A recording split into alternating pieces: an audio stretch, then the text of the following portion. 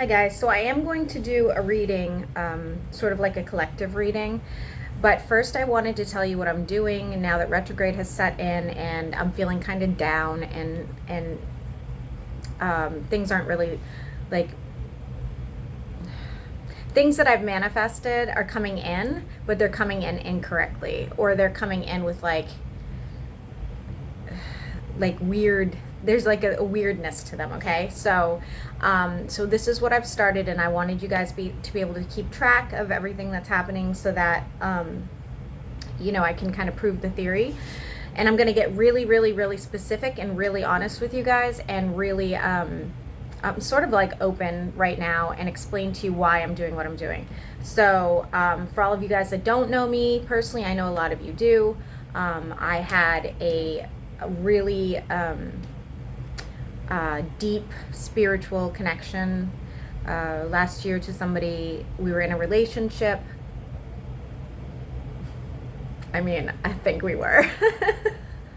I say it like that because a lot of you guys said he was sort of playing me, and I defended his honor, and I really truly just really believed in him, loved him, really was crazy about him. Okay, so and I stuck it out, guys. I stuck it out. I was there. I was loyal to the bone, I was in his whatever it was, it was just, Pisces insanity for sure.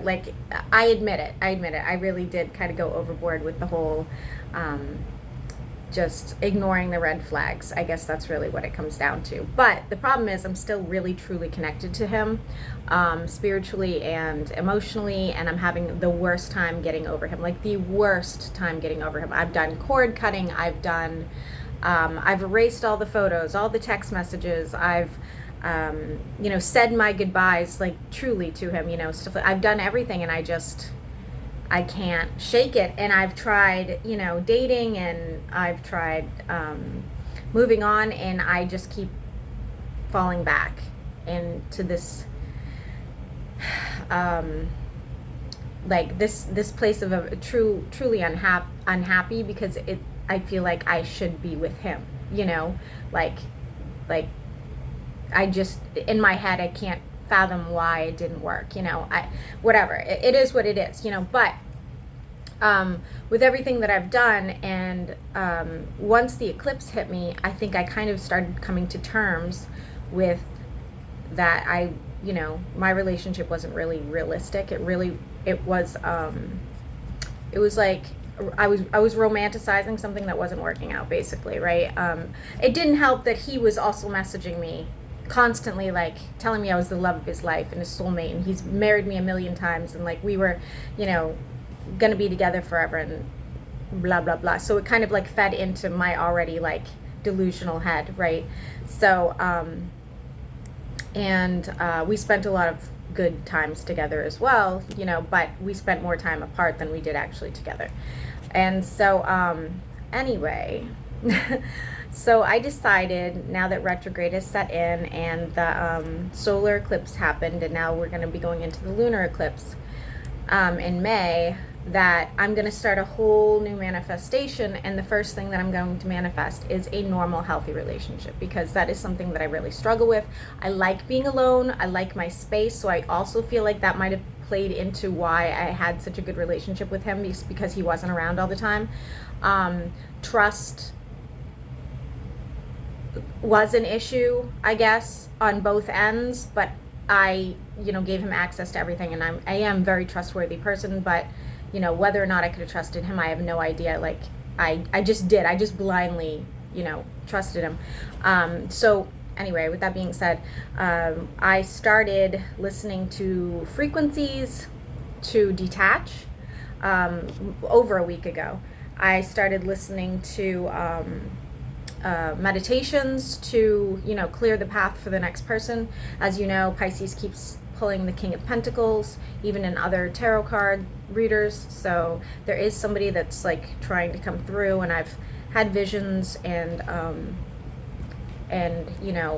know it's him when I just, trust me, I know. You guys know the story of my ex-husband. Trust me, I'll know. But he's in my field right now, and I really have to get over this hump in order to bring them in. So as of today, this is what I've started. I started Subliminal specifically for that, for bringing in the right partnership for me. I started manifesting, like through my meditations. I started, I don't do affirmations, as you guys know. Oh, I started a petition where I wrote down specifically what I was looking for, like in great detail. And I say that because, you know, off the cuff sometimes we say like, oh my gosh, that guy is so great, if only he was more like this, or oh my gosh, that woman is so perfect, if only, you know, I would definitely be with her if, you know, she had a different color hair or whatever. And then you'll meet somebody with a different color hair and then you're like, oh shit, but you know what she's missing, know what he's missing, you know, that kind of thing. And the universe loves to fuck with us. It truly does. Like when I've manifested my situations before, and you know, like you know, it's like there's always something that, you know, it's always something. Can we work with things? Sure. You know, like there are things we can overlook, of course, and I'm the queen of overlooking things. So, but